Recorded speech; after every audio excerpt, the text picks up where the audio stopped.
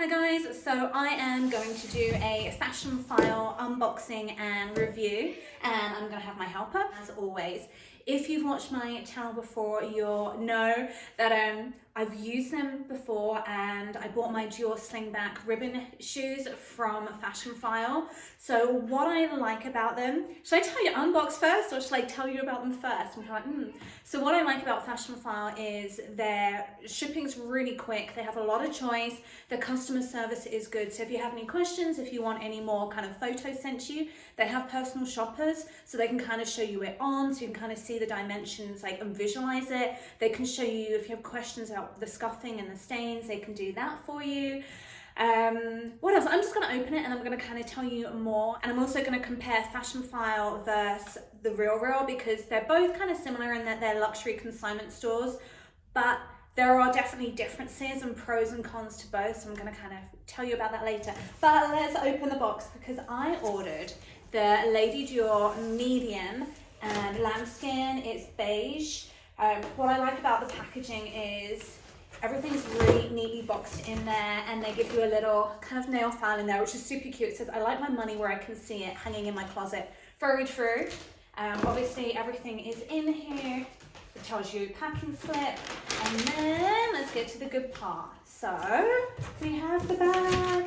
So when I was reading, very good condition. So Fashionphile lists the quality versus whether it's excellent, whether it's very good, whether it's pristine, giftable, to have the gift tags and the original boxing. Sorry about hair on my face.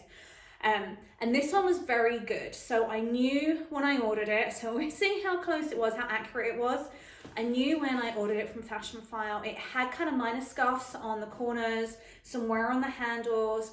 I've noticed when I'm looking up the Lady Dior bags at secondhand, there's always staining under the keyring, which I was like, oh, that's not good. But to be fair, if it's happening on all of them, the keyring is going to cover it anyway. So I kind of going in prepared, knowing this is going to have that. It comes with a strap. It came with obviously the gold charms and all the rest of it. I chose this size bag, the Lady Medium, because as much as kind of micro small bags are trending, or the oversized, there's like nothing in the middle. It's like either really small or really big for 2022 bag trends.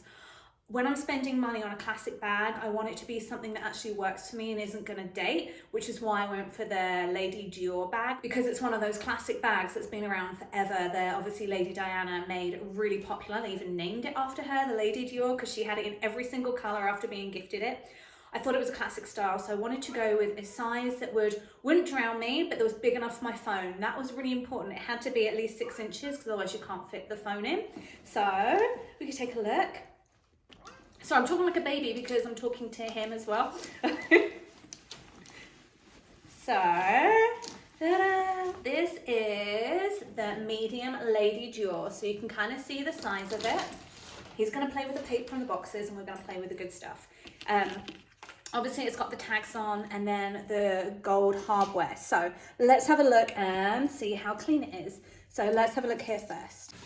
Okay, so there is a mark, but like I said, I was expecting it, and it's really not that dark. And then if we go to the handles, I'm going to come really close up. They actually look pretty clean. There's a mark there. There is somewhere on the inside there, actually quite a lot of wear, but honestly, you're not really going to see it, are you, if you're holding it and it's on the inside? And I might even wrap this in a twilly anyway to protect it, kind of like from the grease from your hands. And then this is the back side. Actually, the back side looks really good. And on the inside, there is just a little mark at the top. It's beige. It's going to get dirty. So the reason I chose beige is, as much as I love white, I really wanted white, I knew I wouldn't be able to keep it clean, which is why I went for the beige. I chose the gold hardware because I'm really into gold right now, so it's just going to tie in with everything. And I chose this color because I already have a black bag, a black tote bag and a black evening bag, so I wanted something I could choose for every day. And obviously we've got the bright pink Versace. If you haven't watched the Versace bag review, go ahead and check that out if you're just kind of undecided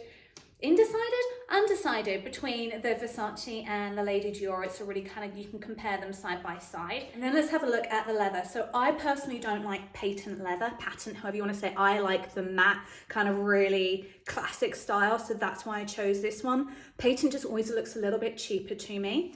I'm going to give you, and it's obviously got the cannage stitching, but you can see there is a little mark there. Hello. Getting climbed on, really distracting.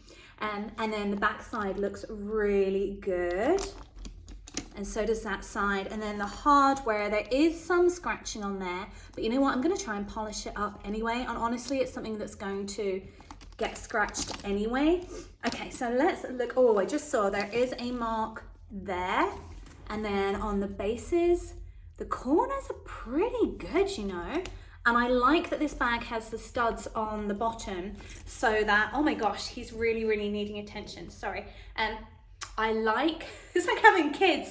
I like that it has the studs, so obviously it's gonna protect it from scratches when you're putting it down. So let's have a look on the inside. It has that kind of Christian Dior pull tag on the zipper to open it. And then one of the reasons I chose this, a lot of the bags listed on Fashionphile for the Lady Dior don't have the shoulder strap. And as much as I don't like the look of the shoulder strap, I prefer to carry it by the handle all the time. It's one of those things where if you're out for a night out, it's nice to have. If you've got like a cocktail in one hand and you don't want to be like juggling things, you can be hands-free. So I like that it had the strap, and the strap looks really good actually. She's probably like me and didn't use the strap much, so that's kind of cool to have. And then the inside looks super clean actually. It is the jacquard lining and that looks pristine, and obviously the inside pocket, which is really good, because I probably wouldn't use a full-size wallet with this, to be fair. I'd probably use my little card holder and then I can just throw that in there. Like with a small bag, so kind of learning how to downsize everywhere, which is also better for like weight-wise, carrying everything around. So I am really happy with this Fashionphile bag purchase. I think it was a really good, honest description and photos of it in there. Is it pristine? Absolutely not. Does it look brand new? No. But they were honest about it, which is what I like. I knew what I was getting, and it was like a third of the price of buying it new. So for me, I know I would get this dirty really quickly anyway, and it's gonna get marked up. It wasn't a big deal. If it was black and scratched, it'd probably bother me more because I feel like I can keep black longer. And also lambskin is always gonna wear it anyway. It shipped really quickly. It shipped within a week, so I didn't have to wait for it, which is another benefit. Another thing I really like, so Fashionphile versus the RealReal, it's also with the customer service. Fashionphile always gets back to me a lot quicker. It's still not fast, so I've often purchased before they get back to me because they'll run flash sales and I don't want to miss out because obviously it's only one. So a lot of the time I will just buy it and check it out versus waiting for them to get back to me. But the RealReal takes forever. Like it's taken over a week before to get a response, and oftentimes I've had to follow up and say to them, hey, like I haven't heard back from you, what's going on? I really want to buy this bag. And by the time they get back to me, it's sold out, which is really annoying.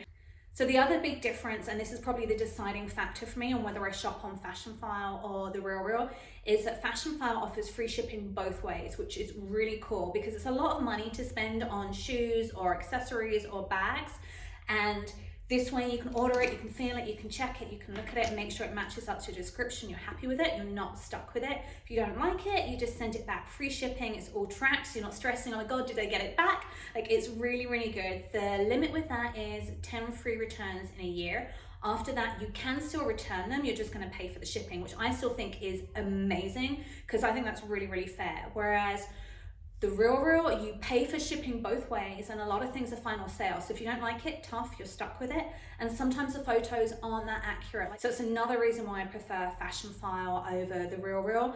And the last is the quality. I find like Fashionphile is a lot better condition items. Like I've had things I've tried to consign with them and they've rejected it, and then I can sell it on the RealReal.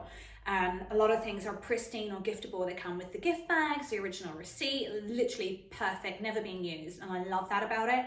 Whereas other things, so this was very good condition. They were honest about it. I could see what I was getting. I could email and get more photos. So I really, really like that about it. I just feel like they're better quality. And they also run a lot of sales. So this one was actually in their flash sale, which is why I snapped it up. So it's worth, you can like things and follow them, and then you'll get alerts in your email when they go on sale. So you don't have to keep checking back on it. You'll get a sale alert. So I really, really like that about it. That's how I found this one. So I did do the RealReal review before. Obviously my opinion has changed a little bit since I did it because I hadn't used Fashionphile at the time I did that review. So kind of like take it with a pinch of salt. Some of the pros now aren't so much of a pro, but it's still a good comparison to have. If you have any questions about either Fashionphile or the Real, let me know in the comments below and I'll get back to you and let you know my personal opinion on them. If you like this video, don't forget to like and subscribe and tap that little button at the top so you get notifications of the next videos. Thanks for watching and I'll see you on the next one.